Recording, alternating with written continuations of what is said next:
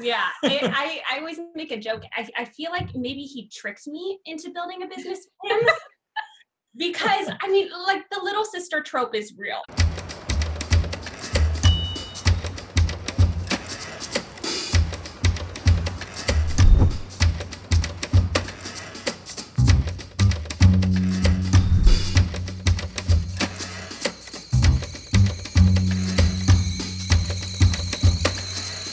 Well, hello everyone, and welcome to another episode of Tea with Abby, the show where we sip and talk the tea, also known as the truth, of what it is really like to run a business. Particularly in this season, what it is like to run a business with someone who you have a relationship with outside of your work relationship. We're talking to co-founders who are not only just co-founders, but husband and wives, cousins, sister-in-laws, and in this case, brother and sister, Sean and Katie. Welcome, you guys. How you doing? Good morning. Thanks for having us. Excited to be here. Cheers. We got our Cheers. sparkling water. And some Spindrift. Mm-hmm. Yes, it is. Spindrift, sponsor us. Yeah. That's why we did it. We're just trying to. So I'm coming to you guys from my bedroom, studio in Austin, Texas. Where are the two of you this morning? We are in my guest bedroom pseudo Turned office during the pandemic. Yeah. There's babies and dogs running around, so. Yeah. Fabulous. And you're on the West Coast, right? Yes, Yeah, San San Diego. Diego. Beautiful. But used to be here in Austin. Yes. Yeah, yes, both. send us some barbecue, please. Yeah, both of us did our undergrad at UT. So. Yeah. Okay. Very cool. Very cool. Yeah, you said the babies and the dogs, and I feel like everyone at this point has just kind of accepted that we all are humans and life is going to happen, and here we are. Yeah. We're making it work. How have you guys been over the last several months? Has your family been healthy? Have you been well? Yeah, we've been pretty fortunate. Family's all healthy. You know, I think, as well as my family members, I guess, we all go through that, like, that cycle that we're all going through, right? Where it's like, okay, like, we're fine, we got this, to like, oh my God, what's going on? Life's miserable. The anxiety, the trying to get used to it. And it's, you know, it's been a whirlwind, but I think overall we've been pretty healthy and pretty good. Yeah, I think for us too, we've been really fortunate not to have anyone, you know, get really ill or anything with anything for that matter.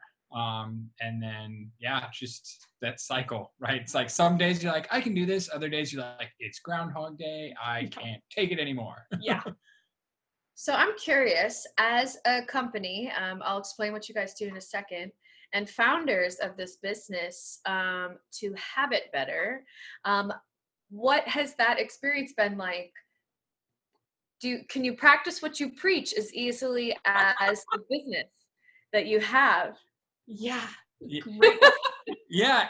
I mean, it's tough, but you know, for me, kind of like I'm all in on habits. And so that's, you know, that's the bedrock, right? That's what helps keep your sanity, is having the routines, having the habits. It's like the world is literally in some cases burning around you.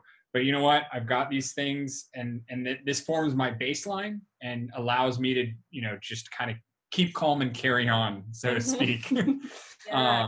I'll have to say he's definitely better at that than I am. He's a very, like, practice what you preach, and as you get to talk to us more, you'll really start to see our differences here. I have my go-to, like, wellness habits and stuff like that, but I'm much more of also kind of a little bit messy with them, especially in this kind of arena. You know, luckily I'm a licensed therapist as well, so I, you know, in working with my clients, I'm kind of like, oh yeah, like, as I tell them to do this, like, oh, maybe I should do that today too. But he's been steady throughout this whole thing. I think it's kind of creepy. For me, it's, I was really obsessed with it before all of this happened, and it just became like that much more apparent, you know, like as we went into this, like, hey, this really helps me. I'm an early riser, so I do a lot of mine. Part of being an early riser is me naturally. Part of it is I have a 1-year-old that's running around. And so if I can beat him up, then I get a few hours of sleep. Yeah. Wow. So for our audience out there, this brother and sister duo have created a business called Habitbetter, which essentially is a toolkit that helps you learn habits that you want to keep. And Katie, you are a licensed family and marriage therapist. Sean, you are an MBA and entrepreneur. Where did this business get started? How did you guys kind of come together, and why? Obviously, it sounds like it's kind of naturally who you are as people in your therapy practice. And Sean, you were just alluding to your own nature. Where did this go from being something you guys obviously were talking about to turning it into a business?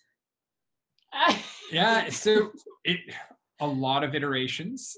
Yes. I think there were aha moments along the way. I think for me, pre-pandemic, pre all this, like years ago, I was in a car accident, and habits became a real anchor point as I had to like relearn to do things. So I was a passenger and suffered a traumatic brain injury.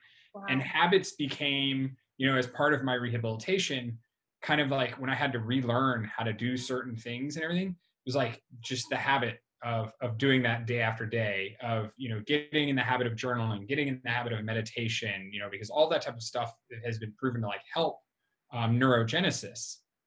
And so that kind of was the seed, right? Mm-hmm. And then I was like, man, this helps me. I used to not be as regimented as I am now. I was always an early riser. I always had a plan, but my plan kind of, went up and down and left and right and stuff like that. And so habits really helped me key in and just like achieve at a sustainable pace, mm-hmm. so that, like I could do it day in and day out. And then I wanted to share kind of my experience with the world. And I was like, yeah, but I hate when people go out there and we're like, this works for me, it should work for everyone. Mm-hmm. And so I kind of turned to Katie and was like, hey, what do you think? Yeah, I always make a joke. I feel like maybe he tricked me into building a business with him. Because, like the little sister trope is real. I was just going to ask, who's the older sibling? He's the older one. Okay. And so like kind of like a journey for us. Like he, it's like little sister always wants to play with older brother, right? And I've kind of been following him my whole life. It's kind of a family joke. Like I was more kind of like, woo, like didn't really have a plan. I was kind of just like, what's most fun for me to do today? Whereas he was more, kind of planning out his life. And so he ended up going to UT, and then lo and behold, 2 years later, I was like, I'm going to go to UT. And then even past that, then he moves out here to San Diego to go to University of San Diego for grad school. And a year later, I'm like, hey, I think I'm going to apply to USD. And so I've just been basically following him. Thank God every place he's gone has been also great for me too. That would have sucked if I'm like, I'm going to follow him to Idaho. Like, I don't think I would have thrived there. But he asked me and saying like, hey, like, do you want to come over? I want to talk to you about like an idea. And I think what that triggered for me is like, big brother wants to like play with me. Great. And so I go over there, he pitches me the idea, and I'm like, yeah. And then 10 or 20 structured meetings later, I'm like, this was a trap. Like, we're actually building a business. What? Yeah. Wow. That's a really beautiful organic story and way to take, I think a lot of entrepreneurs find something beautiful in something devastating or tragic or difficult that happens, and then turning it into a golden opportunity. Kind of like this pandemic right now, where I'm interested in, people have you're privileged if you have a lot of time on your hands. There's a lot of people who also have a lot of mental stress because of job security, or you're a business owner like ourselves, which adds a whole other weight to your shoulders of trying to figure out, how do I survive, pay my bills? Or you have a family where you're not able to take your kids out in a normal way. As people have been dealing with these sort of new challenges, is the trend, do you think, towards a little more self-discovery? Has Habitbetter seen an uptick in customers? Like what has that been like for you guys over the last few months? Yeah. Well, I think it's kind of like you were saying, people are kind of, isolated a little bit more. And the psychosocial stress is a little bit heavier on all of us. So naturally what happens with that, and I see it with my therapy clients too, is like, we're now kind of feeling all the things that we normally didn't feel because we were always doing, right? And like, I'm going to go here and I go to my office and this is the work that I do. And our days were kind of like a little bit more structured, right? Like this, whether the structure was imposed on us or not.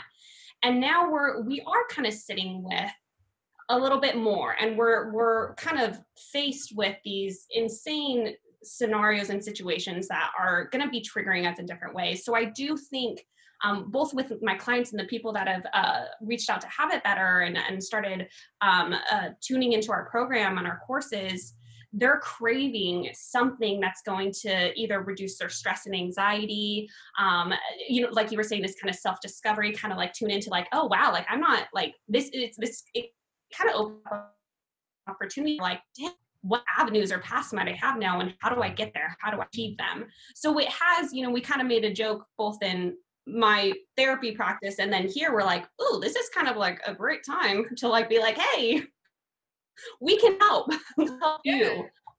Yeah. Yeah. And I just to carry on that, I think a lot of it is, people, they're thinking more, like they're sitting and thinking, and sometimes it's good. Sometimes it's like being trapped in your own thoughts because there's, nothing else to do. But I think on the whole, people sitting back and thinking is good, right? Like people taking time for introspection, having time, and is good. And Chief Justice Roberts actually gave a commencement speech at one point to I believe his son's high school class, but he uses this phrase, and it's "find the message in my misfortune." Mm-hmm. And I think that's really, something to key in on during this time. It's like, where's the opportunity? Where's the message in my misfortune? And that's really, like Habitbetter is all about finding the message in your life, exploring what's going on inside. And that's, kind of amped up when you're dealing with a lot of stress, internal, external, stuff like that. So we've seen a good uptick in kind of engagement, interested in taking up habits and realizing I don't have this external structure. I need to create my own, or it will be created for me, because you're going to form habits one way or the other. Yeah. Right. Very cool. Yeah. That's I like that point there, because all of us have habits that we've created consciously or unconsciously, right? And they dictate pretty much how you feel, how you move, how you interact with others. Very cool. So just so I can share a little bit more about the structure of your business, Habitbetter offers courses. I understand that journaling is sort of the cornerstone that it all begins with. What are some of the other tools that you teach within your course structure? Yeah, so we use, like you said, we use guided journaling as that cornerstone, right? And really that kind of came to me like while I was on a run. And is that one of your habits? Yes, yes. Movement, yeah, it's exercise, movement is one of the habits that we also kind of key in on in Habitbetter as part of the program. But really, like it's all about kind of humans are really bad at being consistent, right? Like even if it's good for us, we're just not great at it. And so Habitbetter, the program, incorporates guided journaling in order to train your brain. And it's about training your brain in order to find the joy and to help you accomplish your goals. So, subscribers can design their own, and we offer kind of movement. We do a lot of things around relationship habits, because we're not alone, everyone's together with other people in some way, shape, or form. Mm-hmm. And we allow people to kind of pick your own, adventure type of thing, because everyone's unique. Mm-hmm. Everyone finds joy in unique ways and in different areas of their life. Mm-hmm. And so, we kind of use that guided journaling to really help people build the habits that they want, and to bring them in, focusing more on what you want to achieve as far as like joy in your life is a big one for us, is finding joy. Mm-hmm. And we were very clued in. I think when Sean first brought this idea to me, the way this kind of shaped out is we were thinking about this thing that we all kind of do, right, as humans, where we look at like other people who are successful and we think, oh, that's the formula for my success too, right? That's the formula that I can use to achieve. And while there are some, like Sean was saying, some great cornerstone habits that like really like or build a great foundation for your life, we all are so different and we're all so unique. And so we didn't want to be like, here's this one thing that's going to work for everyone, but instead be like, let us help you explore what's really going to create joy in your life, versus like, hey, let's just all do what Tony Robbins does because he's pretty successful. It's just not going to work for everyone. Yeah, that makes sense. And probably that makes me think about why sometimes it's hard to stick to habits, because you're doing something that's not fit for you. It's designed to fit somebody else. Absolutely. Which then discourages you, and then you stop cultivating the thing. Yeah. Like, right. Yeah. Right. A big part of our kind of process of taking kind of members through is why. Always going back to why. Like, why am I doing daily movement? Mm-hmm. For me, is it because, I do triathlon. So for me, a lot of my daily movement is targeted at like training for a race. But for someone else, it might be, I just want energy. So what is the type of movement that gives me energy? Because that's my why. Mm-hmm. And kind of, then we help people take it even further, layer by layers. Like, why do you want energy? Because I want to play with my kids, or, I want to have fun outdoors or anything like that. So I think, why is the most important part that we really use guided journaling to help people zero in on in the different areas of their life. Mm-hmm. So beautiful. Part of this conversation I'm having with co-founders about this partnership dynamic has to do a lot with wellness, mentally and physically. And in order to be good partners, there's some sort of aspect where you have to be doing that, especially in a partnership where there's some sort of other outside relationship, because you need to show up in a way that's kind of different than than just two people who arrive at their workplace and work and then clock out. Right. Never see them. So to speak to that, you had alluded a little, Katie, to this brother and sister dynamic, the little sister, big brother. I'm a big sister. Nice. I adore my little brother.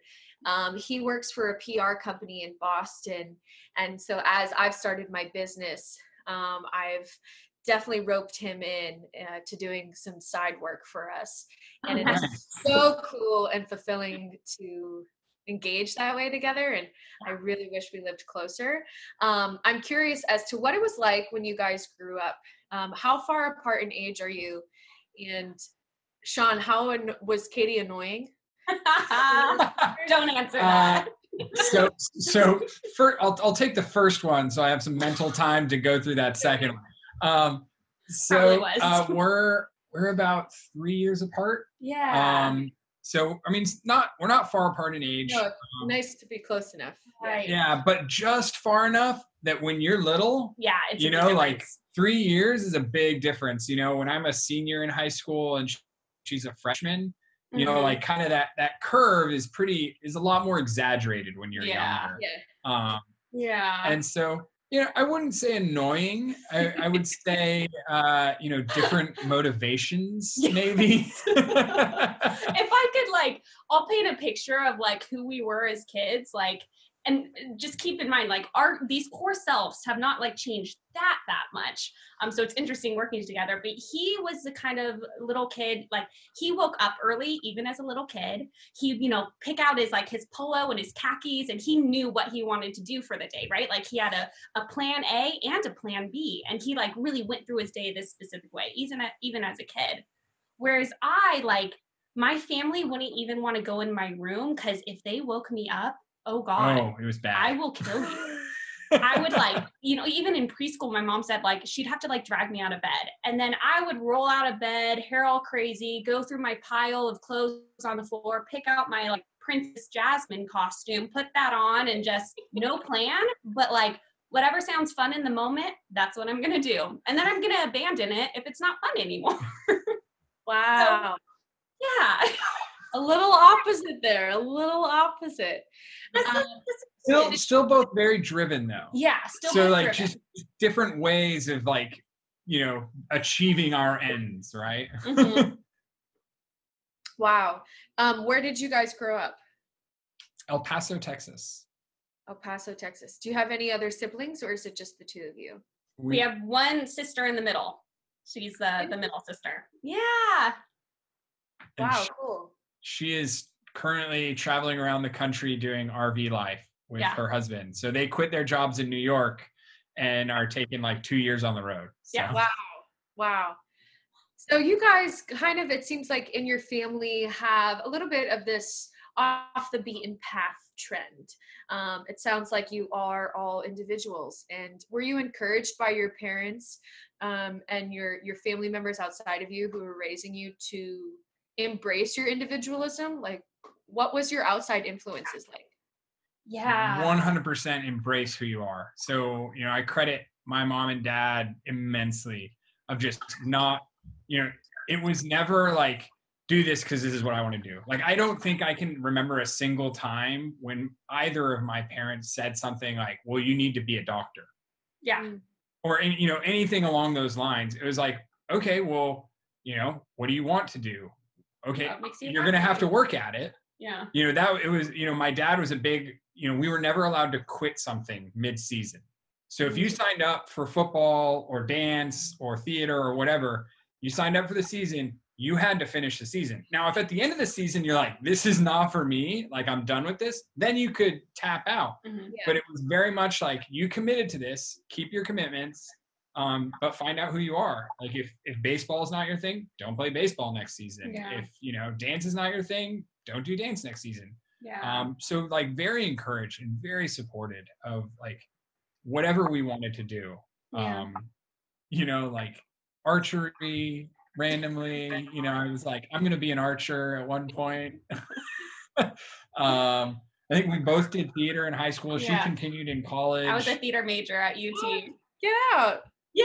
So when you have that in common. I know. When you said that, I was like, oh yeah.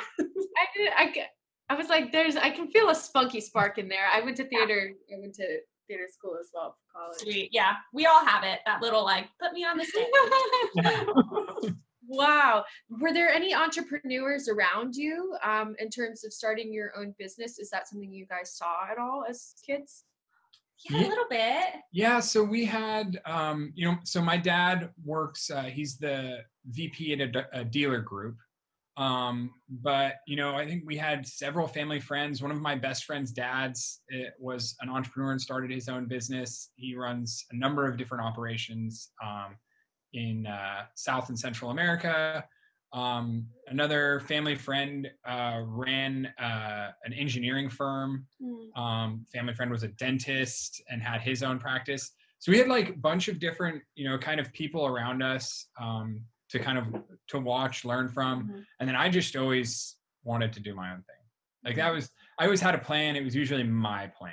Yeah. Like I really was like, yeah, your plan is okay, but my plan. That dynamic still plays out. But I wonder, if that's something to do with being the older sibling, because I share that quality with you very much. And my younger brother is 4 years younger, so it's kind of similar where when we were younger, we were very, very close, and we went through that weird teenage phase where he was like in middle school and I was in high school. And then we, once he matured a bit, we became very, very close again, and he's probably my best friend now. But very much, you're going to play what I'm going to play. You're going to dress up in the costume that I want to dress up in. I'm planning the activity that we're going to do today, like my way. So So I wonder if that's just because, you're the older sibling, and then you see your little siblings come along and you feel kind of responsible for them in a way. Sort of like, not another parent, but there's definitely this sort of protector. Like I want to keep a safe feeling. Oh yeah. I would say that has actually been one of the coolest things about working together. So because there's that, like, I'm going to lead the way, it's my plan, like that's my natural inclination. But when we started working together, it was really, really awesome to be able to say, like, man, she knows so much that I don't know. And she has a plan about how to talk to people, how to communicate, how to get our message across, how to help people develop the habits that work for them because of her therapy background. And I think to me that was the coolest part of, like, oh, baby sister has a plan. And that's the right plan. Yeah. And so I think, like, as siblings, like that aspect of growing the relationship and expanding kind of the levels of respect, and kind of the dynamics was really, really cool, for me to experience, especially as an older brother. Oh yeah. Wow. Yeah. So what are some of the strengths you think you bring out in each other? He definitely gives me structure.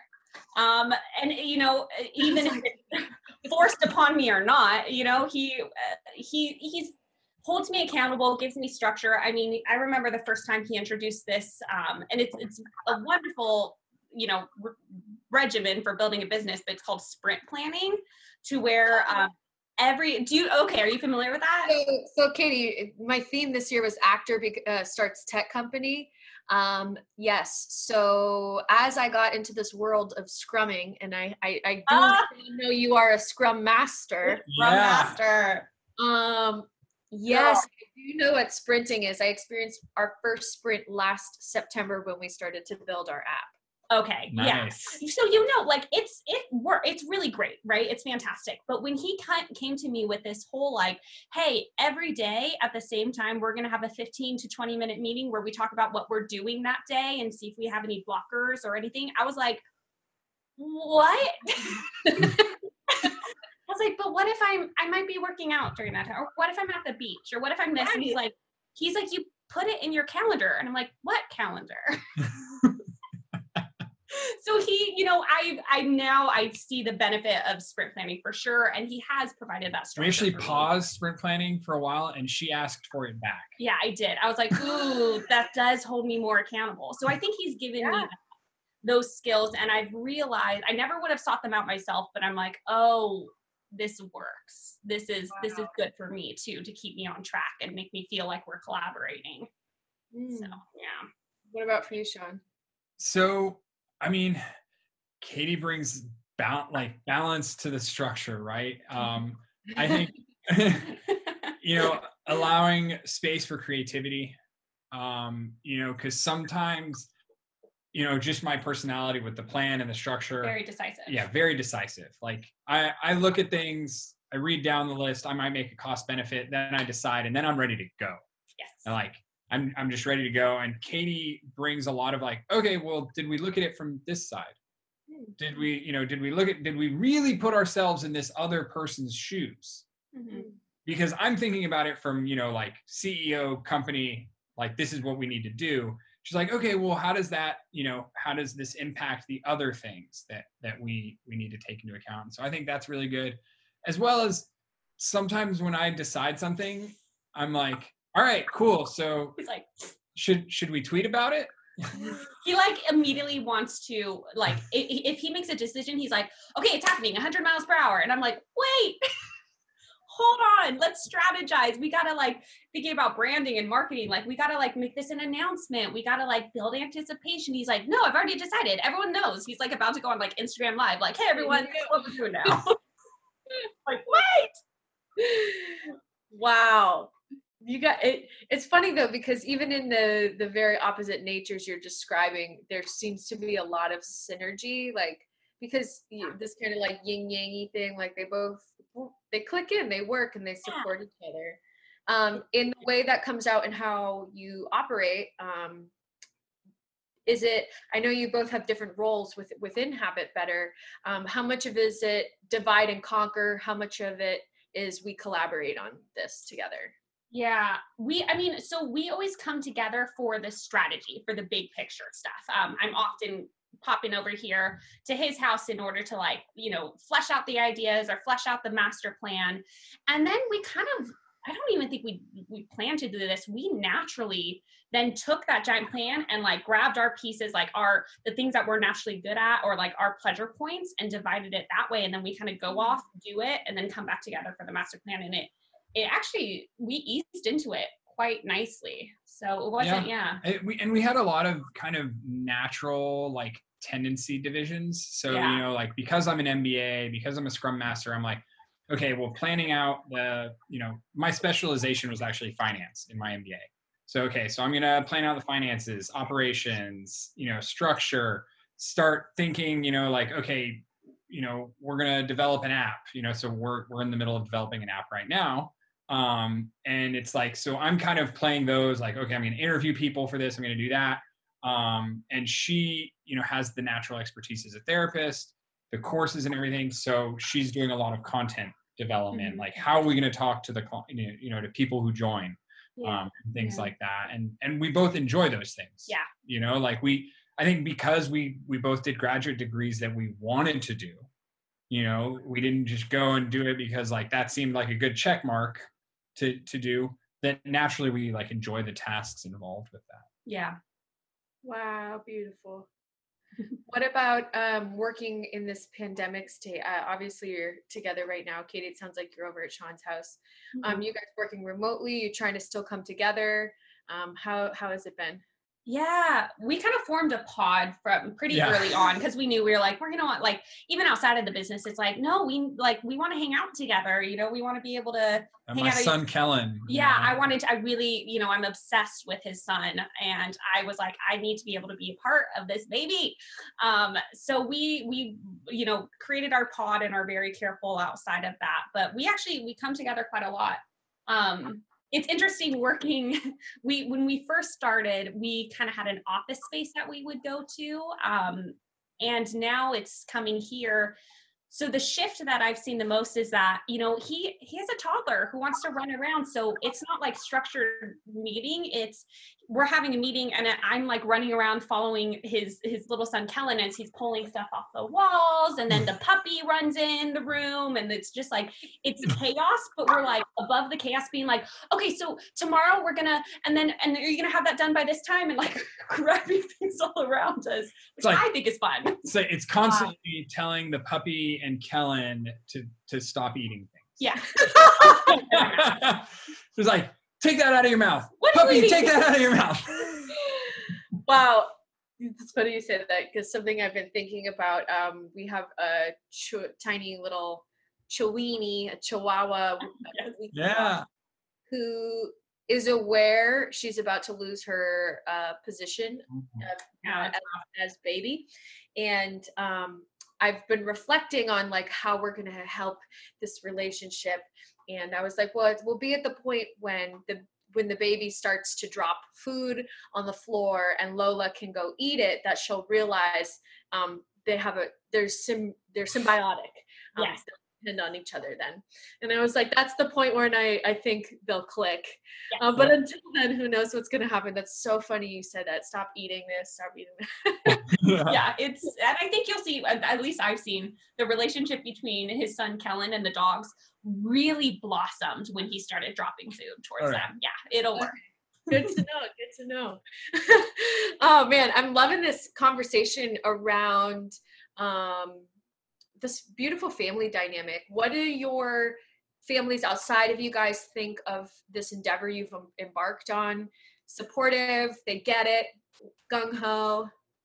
Yeah. Very much so. Yeah, very supportive. I'm kind of, story of our life, right? Our parents have always been super supportive of us taking, new direction and everything. Kind of, always wanting us to be a little bit practical. I think like balance the risk taking, especially for me with a family. My wife is a professor, so we have dual income, which is nice and offers some stability, but still just making sure that you kind of balance everything like that. My dad is like, you're responsible for a child now, so keep that in mind, but still like do it. Like if this is what you want to do, if you think this will work, do it. Yeah, I think the same for me. Families and partners very supportive of kind of starting this business together.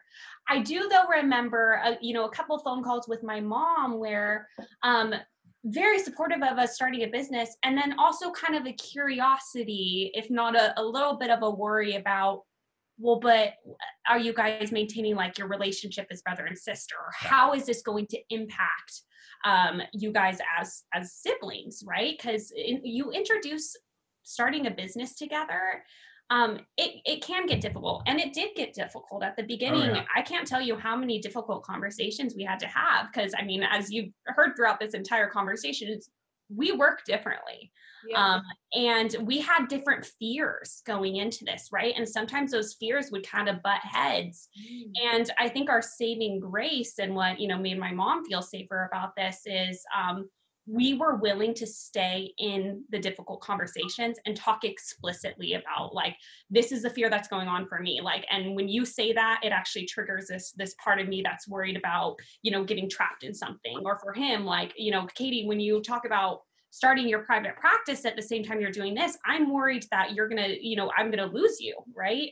And those were hard conversations to have, especially at the beginning when kind of defensiveness pops up and we squabble like brother and sister, but we developed really good communication habits through it. And I think if us without having those difficult conversations in the course of our life, we wouldn't have grown as close as we have now. Like, it's definitely opened up a different door in our relationship to where we can be like really open and honest with each other, and we're able to hold space for each other's differences and strengths. So it's worked out really well in that way. So that was really the only worry from family, but we're like, we got it, guys, we're good. The vulnerability is really key. Really crucial. And it's something that, I think, unfortunately in kind of normal corporate settings or business settings, nobody's willing to be vulnerable. Like nobody wants to kind of show their belly and say, like, this is what I'm actually afraid of. This is where this is coming from. And so you get a whole bunch of people like dancing around this central thing and thinking that the person is attacking them, when in reality the person is just scared. Like anger is a secondary emotion. Like most of the time you're just scared of, like, what is the fear? And I think, kind of Katie being a therapist, having the ability to like have those explicit conversations and give me the space to be vulnerable and saying, like, this is why I'm reacting like this. I'm terrified of this, or like, I'm concerned about this. I think that vulnerability is critical to having those explicit conversations. So that you can address it, understand the other person, and then move forward. And that's the superpower I think I'm picking up on in these chats with founders, is that when there is this other factor, such as husband, wife, brother, and sister, that keeps you together, you have to figure it out, because at the end of the day, you're not going to walk away from this person, this relationship. So that you must figure out how to make it work. Because you might be having dinner with them later, or sleeping next to them, or waking up to babysit, like whatever it may be. And that pressure, not in a bad way, I think is actually a good thing, because then it makes you stick in the conversation, like you just said. We have to come to an agreement. We have to come to an equilibrium in a way, so that we can do what's best, not just for our business, but for each other, because you guys love each other. Right. Oh, absolutely. You want it to work. And I think that willingness to, like, we want this to work is what makes these partnerships really strong. I would agree. Absolutely. And I can see where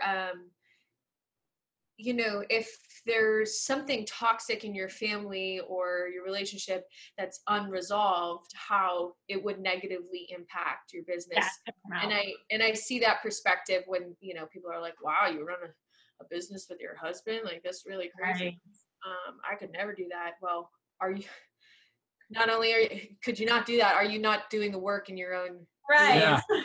Amazing. So this final question is ever slow, not redundant for you guys, but kind of right on the money. So I finished my episodes with something called the statement sip. It's a mantra or a quote that my founders share with me. This season, because as we just said, we were talking about being healthy individually, being healthy in our relationship so that we can have a good business partnership. I'm asking founders to share their own personal mental wellness. Sounds like you guys have a lot of hacks and tips, as that's exactly what your business does. Yeah. Alluded to some things you personally like to do. What are some of the ways you keep yourselves mentally healthy? Yeah, for me, so we talk a lot about, we call them fillers, right? It's the thing that's going to fill up your reservoir, because naturally that reservoir gets depleted, right? And if you don't fill it back up, then you're sucking mud, and if you're sucking mud, you're not doing anything great. For me, I have to take time to be outside and do a physical activity. So I recently took up longboarding, which is super fun, if not like a little scary. I definitely like package myself up in all the guards. I look like a pink marshmallow man because, you know, that's just how it flows. But I take time to do something that's fun and active, because my entire life, that's always been what motivates me and what drives me. And when I do that, I come back to this business partnership more clear, more ready to focus. And if I don't, Sean will attest to this, I'm like all over the place. Yeah, that makes sense. Yeah. What about for you, Sean? My morning routine is probably my biggest thing. So I meditate first thing when I wake up, do a journal session, and then a morning run. Well, swim, bike, or run, depending on the day. I haven't been able to swim in a while with the pandemic, but yeah, for me, it's that routine, and then reading. Reading is like probably my biggest filler. I'm a big sci-fi fantasy nerd. So yeah, so typically that's like, if I'm not reading like something to study, I'm all about like sci-fi fantasy. So Cool. It always has been. That's amazing. Oh, well, Sean and Katie from Habitbetter, thank you so much for sharing what it's like to run a business with your beloved sibling. All of the exciting and truthful bits inside of that. I hope that this episode, if you are out there with a sibling, thinking of starting something or maybe going through some growth pains, that you guys can look to this episode and feel a little bit inspired, and then check out some of the tools from this what sounds like an incredible curriculum to sort of readjust your heart a little bit and finish out 2020 strong. Yeah. Yes. Awesome. Well, you guys, that is the tea. Thank you so much. Cheers to the both of you. Cheers. Thank you. Another episode of Tea with Abby. We'll see y'all later. All right. Bye. Thanks so much for watching Tea with Abby. Be sure to click subscribe and smack that like button so you can stay tuned. Smack that like button. See that like button? Smack it. Thanks so much for watching an episode of Tea with Abby. Be sure to click subscribe and smack that like button so you can stay tuned with new episodes all year long. And if you want to learn more about Blended Sense, visit us at our website, www.blendedsense.com, or follow us on social at Blended Sense or at blendedsense.io. See you next week.